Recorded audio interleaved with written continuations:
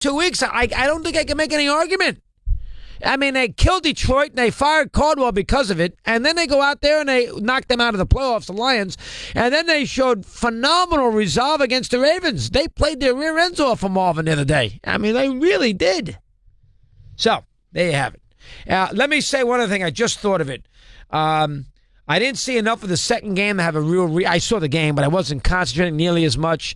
The officiating, the ACC crew yesterday, and I'm always getting on the officiating, in the Rose Bowl, they were superb in that game. Superb. That is the way you officiate a big game.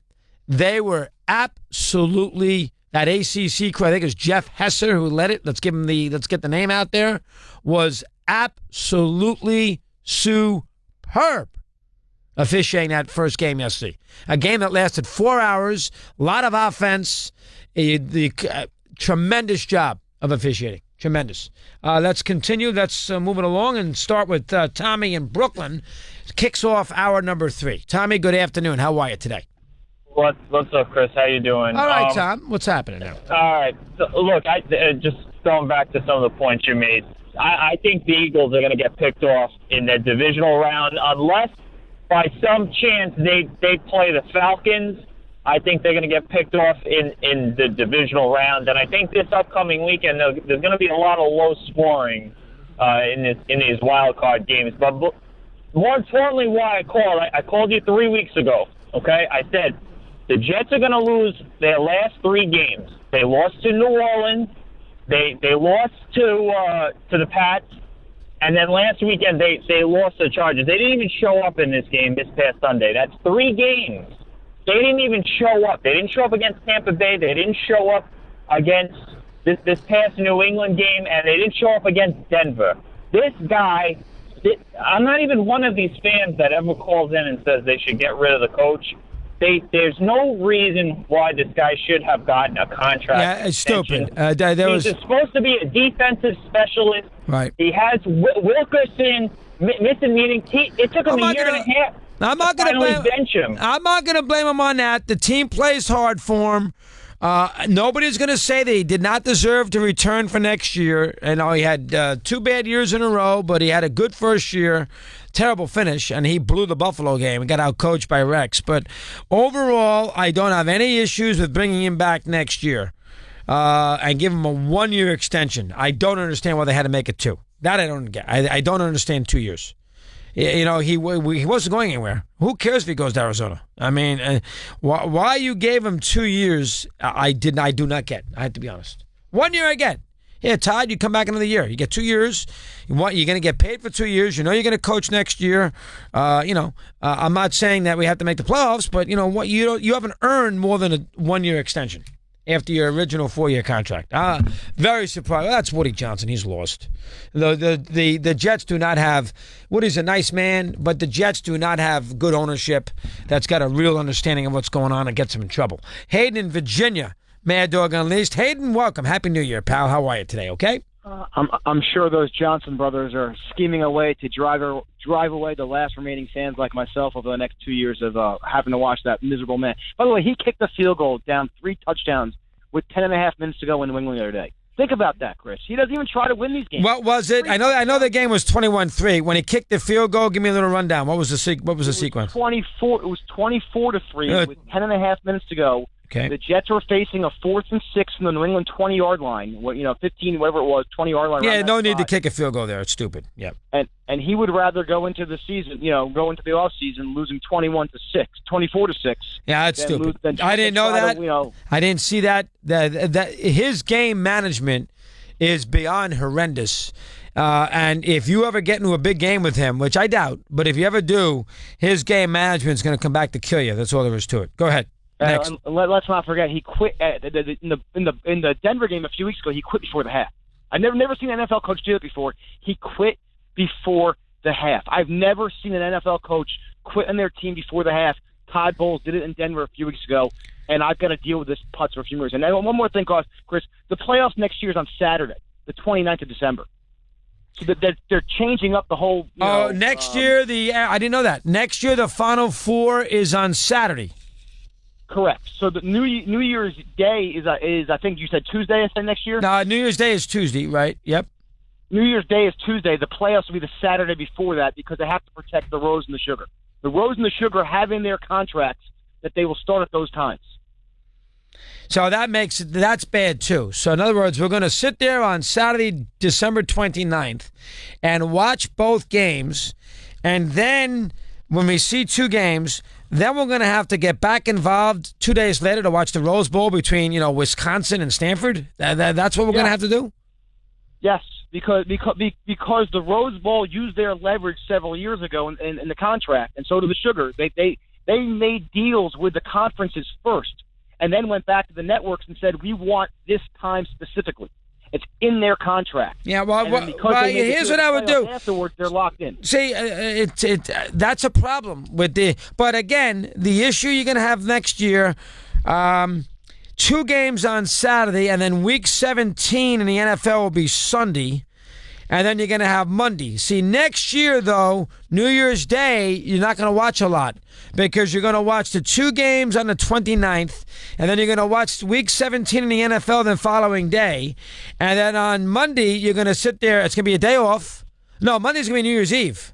Monday's going to be New Year's Eve. Wow.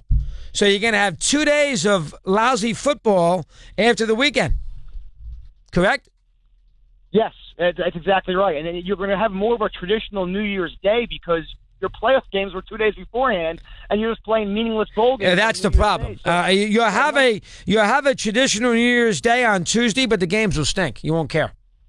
Right. So again, if you're a college, and I'm in College Park right now, getting ready to go to a 7:00 tip-off on a Tuesday night here in D.C. If you're a college sports fan, dog, they only care about one thing: it's your pocket, and they keep ruining their own product, and it's madly frustrating. They have too many people they have to satisfy. They got to satisfy the Rose Bowl, the Sugar Bowl, ESPN, all these other little bowls. Make sure the Peach Bowl is protected. Make sure the Outback Bowl is protected. Get the 2 other championship games in. There's too much nonsense at the end of the year in college football. Here's Matt in Albany, New York, and he's aboard. He's on Mad Dog Unleashed. Matthew, good afternoon. How are you today? Hi, Chris. Happy New Year. You too, Matt. Welcome. How are you today? What's on your mind? Good. I was going to talk college football, but you got me all high on NFL because I want to comment on the Bills. But before I do, I want to ask you, and I'm sorry if you mentioned it already, are you going to do the trivia this year? We sure are. Okay. It's the week of the 21st. So 3 weeks from today, we will get involved in the trivia. I promise you that. Go ahead. Sounds good. All right. The Bills. My mom's a Bills fan, so she's all high and happy. I see the Bills beating the Jags because I see their defense compared to Jacksonville pretty much evenly matched. But I just see Bills' offense just a little bit better than Jacksonville's with McCoy in there. I just want to hear your thoughts on that. I mean, I think that Buffalo will play very well in that game. I think that will be a low-scoring game. I think that Jacksonville will be very conservative with the quarterback. I think Jacksonville will play that game thinking that Buffalo can't score against them. So unless they give them a short field, they are going to be, because Jacksonville's got a great defense. Unless they give them a short field, they got nothing to worry about from a Buffalo offensive perspective. I think Buffalo will feel the same way about the Jaguars from the fact that they don't have much of an offense either. That game's got 10-6 written all over it. What is the under in that game? I don't know. It got to be 37-38. That's the play you should make because that game is going to be a low-scoring game. Isn't it amazing that the Bills, basically, they gave up on Peterman was the quarterback, and they traded Sammy Watkins, and now they're in the playoffs. Yeah. Good for them. I think it adds little drama. I was happy they made it. Oh, I was too. Very happy they made it. And Marvin Lewis, 2-year contract extension. I tell you, though, I'm not going to moan and groan. Look, I know they played hard this week, but still, 15 years, 7 playoff appearances, no wins. You're still going to bring them back 2 more years now? Well, again, it's only 1 more year. I'm sure they gave him, whatever. Again, Steve, who's going to coach Cincinnati? That's not an easy. Nobody's going to. He's not going to pay for a big coach. Who's going there? 15 years. Who's going there though? You're making it sound like that. Who is going to Cincinnati to coach the game? At this point, I'm willing to see if someone else is maybe capable of putting a charge into the team that would maybe get them to a playoff and win a playoff game. I mean, if it was 4 or 5 years, they'd be like, you know what, you're right. Even if it was 7 years, we're talking 15 years. Yeah, you have waves of guys who have retired over that period of time. I mean, that's crazy. They did play well, though, on Sunday. Sure they did. That was a hell of a win. Oh, I enjoyed that. And you hate Harbaugh as much as I do. I'm so sick of the. Well, I'm so over the Ravens. That's really what it is. I have nothing against Harbaugh. Well, I mean, you didn't like Harbaugh's comments this week. Really bothered me. Yeah, it was annoying. How dare they put us at 4:30? Shut up. Play the game when I tell you that. Play the game on the moon or at any time of night. Play the game. I'm tired of hearing that. Play the football game. My God Almighty, play the game, and then you lose on top of it. Boy, I was sweet. And you got it on 5 to 8. You got it on, correct? 5 to 8. You were still on the air with your Sunday drive. We got it on, yeah, just barely. I mean, literally like 30 seconds. We couldn't even have a proper send-off for thanks for everything for the season speech. It was like, okay, see ya, bye. That was basically it. And, Buffalo's in the postseason. Very good. Very good. Congratulations on fulfilling another. It's the best thing you do here at the channel. That's right. At the company. I don't even do it at the channel. So well, at the company, that's the best thing that you. I think they feel, and I agree, that the best thing that you do is that show. Out of all the things that you get your little fingers in, get your beak into, that is the best thing that you do. Is the Sunday Drive with Bill Leckis. Well, if you can do something that they like, regardless of what it is, you'll take it. And that's not something minor. That's 8 hours on Sundays, as you told me. It's a grind. It's a grind. 70. How is it driving in and out of the city on Sunday, by the way? Yeah, New Year's Eve. So I came a little earlier.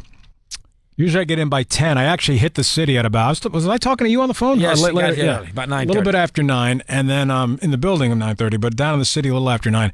Parked uptown a little bit, because anywhere around here, near Times Square, where the ball drops is impossible. You can't move. They close the streets. And why anybody would sit there for 8 hours to watch that ball drop, I have no idea. In this weather, 9-degree weather. Yeah. Oh, my goodness. Anyway, so that wasn't an issue, but getting out, there were road closures, obviously, and that's why I have to park further up. So they allowed me to walk all the way up to 59th, and I could not go cross town until I got to Columbus Circle. So it was quite the haul. What time did you get to your car? The timing was good. I mean, I got to my car at about almost 8:30, 8:28. That's not terrible. Got home by 9:15. Yeah, and then you drank and you did what you do with all your fellas, and away you go. You have your buddies over? That's accurate. Did you have all your friends over? I had some people over, sure. Yeah. 30 people? No, I don't know if it was that much.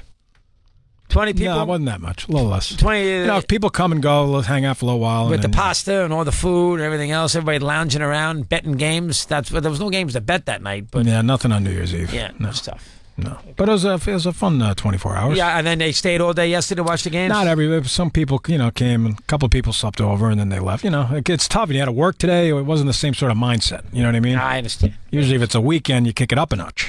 You know what I mean? Kick it up a notch. It's funny. Mm-hmm. Funny. Let's see. What is the over-under? Have we found it? I just got the spreads here. That's it. The over-under of Buffalo, Eddie knows. Eddie bets everything. Here it is. Is it 44.5? Oh, no, it can't be. Buffalo and Jacksonville. Oh, I'm sorry. I'm looking at Tennessee, Kansas City. Make that 39.5. Yeah, that's better. Much more like it. Take the under in the game? Get it in quick. Very tempting. I would agree. That's going to be very low scoring. You would think so, yes. I thought that Bortles was sort of headed down a better path until week 16. He's been terrible. The last 2 weeks he's been bad again. He's like regressed. I mean, he was playing pretty good for Didn't 4 or 5 play well week in stretch. San Francisco. Now, he did have a drop for a touchdown on Sunday. Which hurt him. Which was a key play. I was impressed with Coughlin. They played hard in that game. They played very hard in that game. I watched every second. They played their rear ends off. Trust me. And I'll tell you, Carolina, boy, they stink offensively. Boy, they're bad. Wow. Carolina's a lot like Jacksonville. They got a good defense, but their offense is I think terrible. they're a little bit better. It's not as offensively challenged as the Jaguars. But the Jaguar defense is better. Yeah. Jaguar defense is better than Carolina. That Jaguar defense is freaking good. No, they're good. Very good. And Mariota played well the other night. He, outside of the fumble, he scrambled well to eat the clock up in the last couple minutes. He had a gutsy performance. Yeah, gutsy performance. Well said, Steve. Go. Oh, yeah, on top of it. All right, what else? Anything else under control? I tried to watch as much as I could. Very good. Yep. Ready to go? Yeah, sure. A lot of football. You can give me some information? I'd like to, yeah. Here's Steve Torrey, Sports Fight. Mad Dog.